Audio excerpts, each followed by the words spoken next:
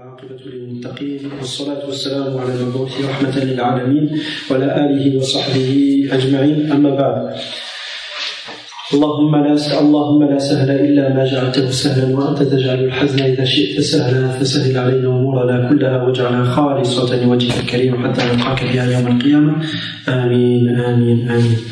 Donc par rapport à la question qui a été posée la semaine dernière au sujet de celui qui pense que le shaitan sait ce qu'il y a dans son cœur. Donc j'avais dit que cet acte était du shirk akbar, parce que le seul qui sait ce qu'il y a dans la poitrine des hommes est Allah subhanahu wa ta'ala, et que nul ne sait ce qu'il y a dans ton cœur. Donc j'ai contacté Cheikh Abou Basir par rapport au sujet pour lui demander. Donc le Cheikh a confirmé que ceci est du shirk akbar, que de penser que le shaitan sait ce qu'il y a dans ton cœur et que le djinn, pour ceux qui sont possédés, sait ce qu'il y a dans ton cœur. Inch'Allah, quand vous êtes en cours, quand le téléphone sonne, il n'y a pas d'allô dans la salle. Alors que l'on fait coup, on se lève, on part ailleurs et on répond, il n'y a pas d'allô dans la salle. Je sais qu'on va faire. Donc le cheikh a affirmé ça, donc je vais poser la question, qu'est-ce que le shaitan sait exactement? Qu'est-ce que le djinn sait quand il possède une personne? Il a dit, il ne sait que tes actes, ce que tu fais, ce que tu as l'habitude de faire. Donc il connaît tes penchants, tes habitudes, tes vices, c'est tout. Mais il ne sait pas ce qu'il y a dans ton cœur, il ne sait pas ce que tu penses.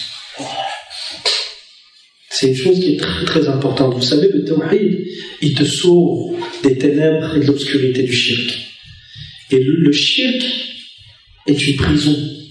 Le shirk, c'est des chaînes, une obscurité. Tu tombes dans les abîmes de l'ignorance et de l'association à Allah subhanahu wa ta'ala. Et t'es malheureux. Et c'est pour ça que le tawhid est venu, pour sortir les hommes de l'adoration des créatures vers l'adoration du Seigneur des créatures. Donc ici, que tu sois possédé, pas possédé, rien à faire. Le shaitan ne sait pas ce qu'il y a dans mon cœur. Seul Allah subhanahu wa ta'ala le sait. Donc, c'est une chose qui est très très importante. Donc, ça c'était par rapport au sujet, car il est important de revenir vers les gens de science. Ni moi,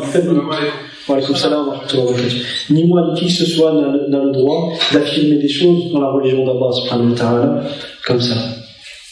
Nous transmettons ce que Ahl-al-Ilm ont dit, ce qu'Allah subhanahu wa ta'ala a dit, le prophète sallallahu alayhi wa sallam, mais bien sûr sur la compréhension des gens de science. Parce qu'aujourd'hui, il y a des gens qui se permettent de faire da'wah et qui disent tout et n'importe quoi sur la da'wah. J'en avais parlé dans la khutbah du Jumu'ah il y a 2 semaines, ceux qui au nom de l'ordre du bien et de l'interdiction du mal, se permettent de faire tout et n'importe quoi, de faire des choses dont les conséquences sont très néfastes pour les musulmans. Et avant de commencer le cours de l'Aqida, vous m'excuserez, je vois qu'il est tout de même important pour que cette science soit profitable, qu'on ait le comportement qui va avec. C'est pour ça que les savants disent al-ilmu bila amal al-ilmu bila akhlaq kashajaratin bila awraq. Une science sans pratique, c'est comme un arbre sans feuilles. As-tu vu déjà quelqu'un qui s'arrête sous un arbre sans feuilles? On va pas s'arrêter, on passe à côté, pas terrible, tu fais ta route et puis tu oublies cet arbre-là. Donc une science sans pratique, sans bon comportement, elle ne sera jamais profitable. Et alhamdulillah, avec le bon comportement, tu gagnes tu gagnes beaucoup de choses que tu n'aurais pas pu gagner autrement.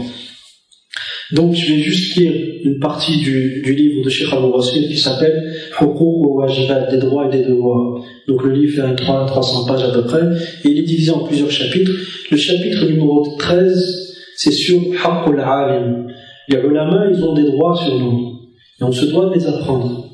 Donc, Inch'Allah, je vais lire une partie dans le but de m'exhorter, premièrement, à avoir un comportement adéquat avec les gens de science et exhorter mes frères, Inch'Allah, mes frères en islam.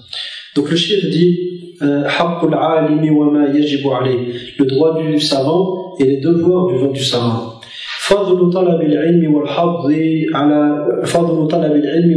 على طلبه وما لطالب العلم من مكرمة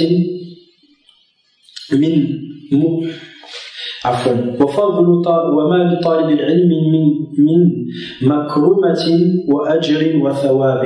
Donc le chapitre, c'est la valeur des études des sciences religieuses et l'incitation à prendre la science et de même ce qui attend l'étudiant des sciences comme énorme récompense auprès d'Allah subhanahu wa ta'ala et comme honneur. Et là, sa récompense et ce qu'il attend comme auprès d'Allah subhanahu wa ta'ala. قال تعالى وما كان المؤمنون لينفروا كافة فلولا نفر من كل فرقة منهم طائفة ليتفقهوا في الدين ولينذروا قومهم إذا رجعوا إليهم لعلهم يحذرون. Donc Allah subhanahu wa ta'ala dans ce verset nous montre et il incite les croyants, il dit que les croyants ne vont pas tous partir au combat. Les croyants ne vont pas tous partir pour combattre. Mais si seulement une partie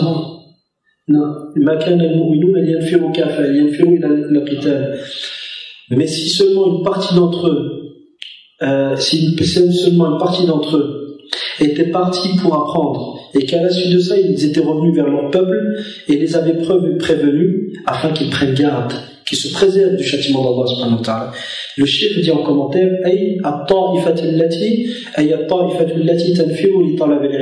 c'est-à-dire ce groupe qui part pour apprendre. تعلم الطائفة التي نفرت للغزو وتعلم الطائفة التي نفرت للغزو والجهاد إذا ما رجعوا إليهم.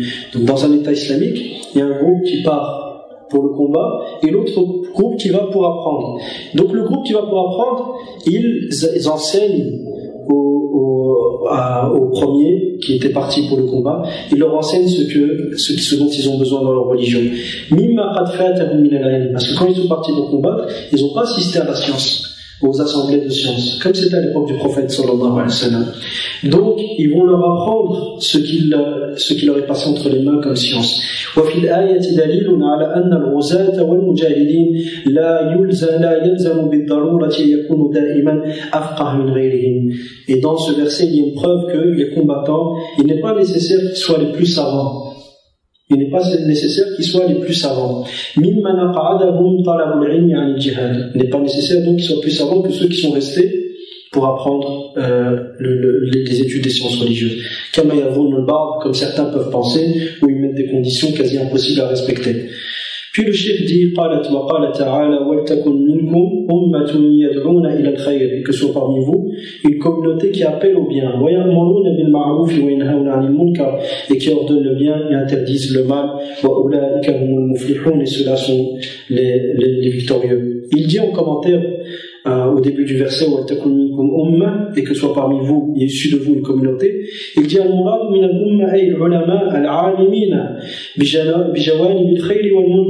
l'objectif par la communauté dont il est question ici, c'est les savants qui mettent en pratique leur science et qui connaissent ce qui est un bien et ce qui est un mal. Car celui qui ignore une chose, c'est comme s'il ne l'avait pas entre les mains. Il ne sait ni ordonner le bien ni interdire le mal. Quand il vient pour le faire, il s'y prend d'une manière incorrecte. وليس كما يدعي بعض المعاصرين من دعاة التحزب محملين النص ما لا يحتمل من المعاني والأفهام أن المراد من الأمة الوارد ذكرها في الآية الكريمة أعلى أي الأحزاب السياسية. Donc ce qui vous me dit aussi dans le verset, ce n'est pas comme ça, comme certains essaient de lui donner comme signification que l'objectif c'est les différents partis politiques. Donc loin de là, c'est pas ça l'objectif. ورتبوا على فهمهم الخاطئ هذا قولهم بوجوب تشكيل الأحزاب السياسية. Et sur base de leur mauvaise compréhension de ce verset, ils ont dit qu'il est une obligation de fonder des partis politiques.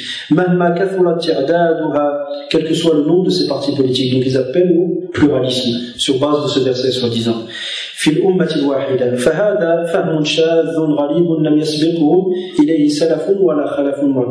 Donc cette compréhension est une compréhension étrange et marginale et que aucun parmi les anciens, ni parmi les anciens, ni parmi les savants, ceux qui sont venus par après, n'ont compris le verset de cette manière. فإن الأحزاب السياسية كما نعاصرها ونشاهدها تضم الرعاع والجاهل والعالم وغير ذلك من طبقات الناس. Car les partis politiques, comme on peut le voir aujourd'hui, il y a de tout dedans. Il y a l'ignorant, il y a le savant, il y a celui qui connaît, celui qui connaît pas. Tout le monde rentre dedans. وبالتالي لا يصح أن يقال للجاهل بجوانب الخير والشر عليك بأن تدعو إلى الخير وتأمر بالمعروف وتنهى عن المنكر فإن فاقد الشيء لا يعطيه.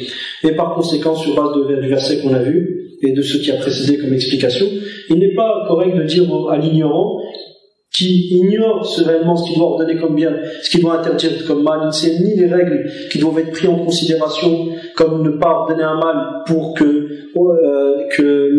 l'interdiction d'un mal ne doit pas amener à un mal plus grand. Il ne connaît rien de tout ça, puis il se permet d'ordonner le bien, soi-disant, et d'interdire le mal. Ça, ce n'est pas permis. Donc je passe au cours d'Aqida, ça c'était une simple parenthèse. Donc c'était une introduction sur le sujet. On essaiera de faire des introductions comme ça pour rappeler l'importance de cette science et l'importance de même le comportement à avoir dans l'apprentissage de cette science. Donc nous étions arrivés dans la Aqida, dans le livre de Cheikh Abdelmajid al-Shadhili, à Tawhid al-Wala. On avait vu que les piliers de Tawhid al-Ibada, du Tawhid dans l'adoration, sont au nombre de 3. Tawhid al-Hukmi, Tawhid Allah fi hukmihi, wa Tawhid Allah fi al-Wala, unifier Allah dans son jugement, unifier Allah dans l'alliance et unifier Allah dans le nusuk, à savoir les actes cultuels.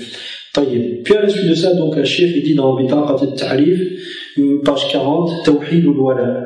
ونتحدث فيما يلي عن جانبين. أولا الإثبات ويثبت الولاء لله. المؤمن الموحد يثبت الولاء لله والرسول والمؤمن صلى الله عليه وسلم والمؤمنين ومنه قوله تعالى. Donc il dit ici, lorsqu'on va parler du tawhid dans l'alliance, nous allons en parler sous 2 plans. Premièrement, l'affirmation et deuxièmement, la négation.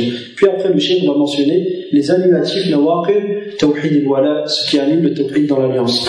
قال نعم ومنه قوله تعالى الله ولي الذين آمنوا يخرجهم من الظلمات إلى النور والذين كفروا أولياؤهم الطاغوت يخرجونهم من النور إلى الظلمات أولئك أصحاب النار هم فيها خالدون. سورة البقرة الآية 57 بعد المئة الثانية. Juste une parenthèse ici, les Arabes lorsqu'ils lisaient les chiffres, ils lisent comme ça. Pas comme ça. On ne dit pas l'ayat 257 لا السابعة والخمسين بعد المئة الثانية أو بعد المئتين والله تعالى أعلى وأعلم. وقد ذكر هذه المسألة الشيخ بعمر حفظه الله تعالى عمر محمود أبو عمر ولعلكم تعرفونه إن شاء الله. Donc je vais citer donc les chiffres dans la langue arabe, ça se lit de droite à gauche, pas de gauche à droite. Donc on lit d'abord 7, par exemple si c'est le verset 257, tu dis As-Sabi'a 7, wal Khamsi 50, Ba'd al-Mi'ati Thaniya et 200 après. D'accord? Il a cité un verset où Allah subhanahu wa ta'ala dit Allah est l'allié de ceux qui ont cru. Allah est l'allié de ceux qui ont cru. Il les fait sortir des ténèbres vers la lumière. Et ceux qui ont mécru, leurs alliés sont le Tarout, qui les font sortir de la lumière vers les ténèbres. Ceux-là sont les habitants de l'enfer, où ils demeureront éternellement. Yaqul al-Tabari, rahimahullah, donc ici je rapporte le tafsir de l'imam al-Tabari, le cheikh n'a pas mentionné, mais pour itmam al-fa'ida, pour, Inch'Allah, que ce soit plus clair, j'ai rapporté le tafsir de l'imam Tabari. Il dit rahimahullah والقول في تأويل قوله تعالى الله ولي الذين آمنوا يخرجهم من الظلمات إلى النور والذين كفروا أولياؤهم الطاغوت يخرجونهم من النور إلى الظلمات يعني تعالى ذكره بقوله الله ولي الذين آمنوا أي نصيرهم وظهيرهم يتولاهم بعونه وتوفيقه. Donc l'objectif de l'imam Tabari rahimahullah dit, Ibn Jarir, il dit ce qui est visé par Allah est l'allié de ceux qui ont cru, c'est-à-dire qu'il est celui qui les soutient et leur donne la victoire et qui les aide. Yatawallahum, il les prend comme alliés, comment? en leur accordant son soutien et sa réussite. Allah est l'allié de ceux qui ont cru. Comment? Il est celui qui les soutient, qui leur secoureur, qui leur donne la victoire. Et il les prend pour alliés, comment? En leur accordant son soutien, en les aidant et en leur accordant la réussite. يخرجهم من الظلمات, il les fait sortir des ténèbres, c'est-à-dire يعني بذلك يخرجهم من ظلمات الكفر إلى نور الإيمان. C'est-à-dire il les fait sortir des ténèbres et des obscurités de la mécréance vers la lumière de la foi. وإنما عنا بالظلمات في هذا الموضع الكفر وإنما جعل الظلمات للكفر مثلا لأن الظلمات حاجبة للأبصار عن إدراك الأشياء وإثباتها وكذلك الكفر حاجب أبصار القلوب عن إدراك حقائق الإيمان والعلم بصحته وصحة أسبابه. Donc Allah subhanahu wa ta'ala, pourquoi a-t-il exprimé ou a-t-il qualifié le kufr d'obscurité? Car l'obscurité empêche, en résumé, l'obscurité empêche à l'œil d'y voir clair et d'affirmer les choses correctement et de les comprendre correctement et de les voir correctement. Et de même, il en est du pareil au même pour le kufr, pour la mécréance.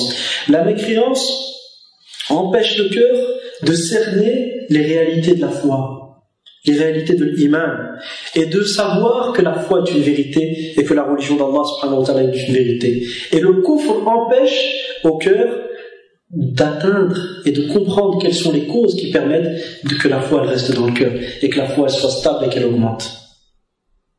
D'accord? Ça c'est une des parties, j'ai détaillé la signification des paroles du cheikh. فأخبر تعالى ذكره عباده أنه ولي المؤمنين. Donc Allah Ta'ala informe ses serviteurs qu'il est l'allié des croyants. ومبصرهم حقيقة الإيمان, et celui qui leur permet de voir clair et de cerner la réalité de la foi. C'est Allah subhanahu wa ta'ala qui permet à ton cœur de voir la réalité de la foi. Car la véritable vision, c'est celle du cœur. La véritable vision, c'est celle du cœur. قُلْ إِنَّهَا لَا تعمى الأبصار وَقُلْ إِنَّهَا لَا تعمى الأبصار ولكن تعمى القلوب التي في الصدور. Dit, ce n'est pas les vues, l'œil qui devient aveugle. C'est pas la vue qui devient aveugle, mais c'est les cœurs qui sont dans les poitrines qui deviennent aveugles. Donc la véritable vision, quand est-ce que tu vois réellement les choses comme elles sont et tu vois les choses correctement, c'est quand ton cœur il est vivant. Donc Allah subhanahu wa ta'ala est ton allié et Allah te permet de voir avec ton cœur la réalité des choses.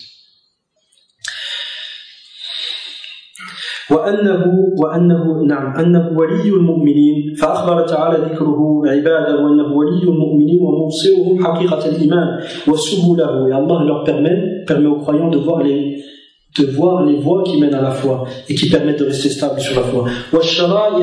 Et les législations de la foi. Et les preuves de cette foi.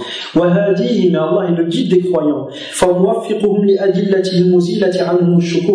Donc Allah est celui qui permet aux croyants et qui guide les croyants vers les preuves qui les dispose à retirer tous les doutes de leur cœur. Ils retirent tous les doutes et ils sont apaisés à la fois et ils ont une certitude véritable en Allah subhanahu wa ta'ala. Et c'est Allah qui fait ça, car il leur guide, le guide des croyants, l'allié des croyants.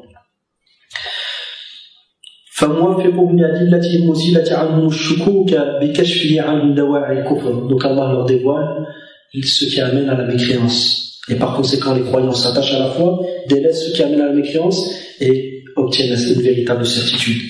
Et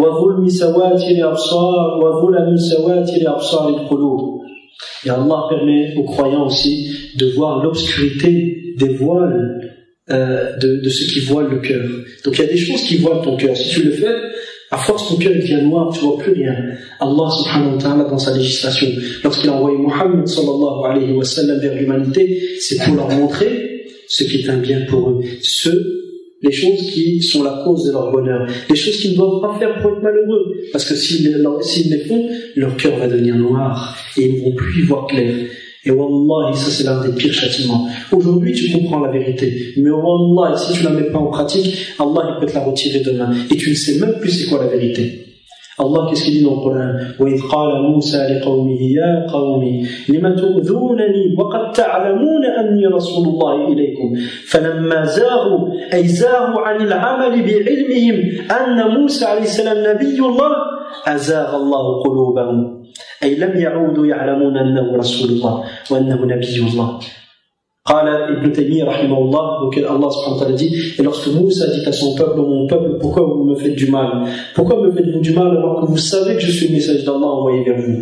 Lorsqu'ils ont dévié, c'est-à-dire, comme dit Ibn Taymiyyah, lorsqu'ils n'ont pas mis en pratique la science qu'ils avaient, ils savaient que Moussa c'était le message d'Allah et le prophète d'Allah, mais ils n'ont pas fait suivre cette science, cette connaissance de pratique. Allah a retiré la science qu'ils avaient dans leur cœur. Ibn Taymiyyah rahimahullah ta'ala dit à la suite de ça, il a cité la parole de Ali ibn Abi Talib radiyallahu anhu, هتف العلم بالعمل أي هتف علمك بالحقائق وبحقائق الإيمان بالعمل هل تعمل بها فإن أجابه العمل أي امتثلت أوامر الله سبحانه وتعالى واجتنبت نواهيه فإن أجابه بقي العلم وثبت وإلا ارتحل ذهب وتركك وأصبحت بين الشكوك بين ظلمات الشك والريب عافاني الله وإياكم من ذلك. Donc après il a cité la parole de Ali ibn Abi Talib radiyallahu anhu lorsqu'il dit la science a contacté les bonnes actions. Soit les bonnes actions lui répondent, c'est-à-dire tu sais que l'islam c'est la vérité, tu sais qu'il faut faire telle et telle chose, tu sais qu'il faut obéir à Allah subhanahu wa ta'ala, tu sais que tu dois te détourner de la désobéissance d'Allah. Soit elle reste, soit la pratique répond à la science, c'est-à-dire qu'elle est là, tu mets en pratique ce que tu sais être vrai, sinon la science elle disparaît.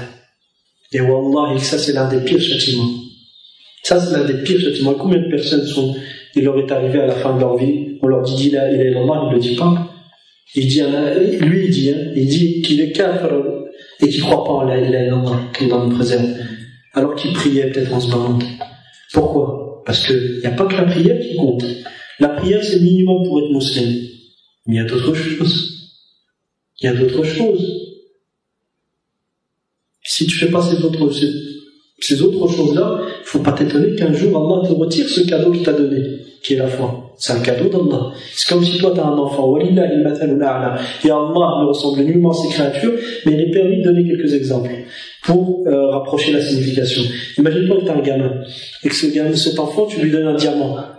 Tu dis prends-en bien soin. Un jour tu retrouves le diamant dans les toilettes, un jour si tu le ramasses à peine dans la chasse d'eau avant qu'il parte, le lendemain il est à côté il a quasiment fait jeter par la fenêtre, il est sur le rebord de la fenêtre, le surlendemain il est je ne sais où, qu'est-ce que tu vas faire? Tu fais quoi de ce diamant? Tu le reprends jusqu'à qu'il sache la valeur de ce diamant. Et c'est l'iman, wallah, et que tu ne ressentiras sa valeur que le jour où tu verras sa valeur yawm al-qiyamah.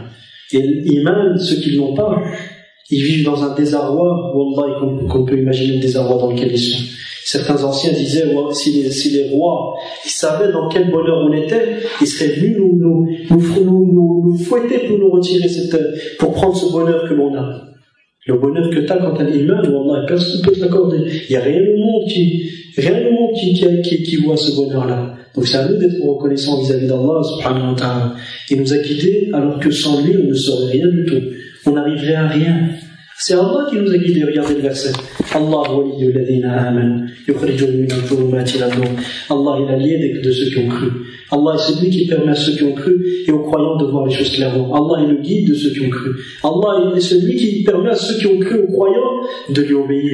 Allah est celui qui nous a sortis des ténèbres vers la lumière. Allah est celui qui te protège chaque jour. Tous les malheurs qui peuvent t'arriver et dont Allah te préserve, ils sont indénombrables. Et si vous comptez les bienfaits d'Allah sur vous, vous ne pourrez les compter et les dénombrer. الإمام الطبري رحمه الله continue dit ثم أخبر تعالى ذكره عن أهل الكفر به فقال والذين كفروا. Puis Allah nous parle de ceux qui ont mécru en lui. Il dit et ceux qui ont mécru أي الجاحدين وحدانيته, ceux qui ont renié, que ce soit par leur cœur ou par leurs paroles ou par leurs actes, ceux qui ont renié son وحدانيته, son unicité. أولياؤهم, leurs alliés, يعني نصراؤهم وظهراؤهم, ceux qui leurs secoureurs et ceux qui leur accordent la victoire sont qui? الذين يتولونهم, ceux à qui se sont alliés, الطاغوت, sur le taghut, c'est-à-dire يعني الأنداد والأوثان, c'est-à-dire les idoles et les idoles adorées en dehors d'Allah subhanahu wa ta'ala, et dont ils espèrent le secours, mais ils les secourront jamais. Ils les secourront jamais. Ils les font sortir de la lumière vers les obscurités. Regardez ici, la lumière, elle est au singulier. Les obscurités sont au pluriel. Le chemin de la vérité, il est un. Mais les obscurités, wallah, elles sont indénombrables. Ce qui est visé par la lumière ici, c'est la foi. Donc la foi que nous avons citée précédemment, que l'imam a cité précédemment, qu'ils les font sortir de la lumière, de la foi, aux obscurités, aux ténèbres. Et ce qui est visé par les ténèbres, les obscurités et les ténèbres de la mécréance et des doutes.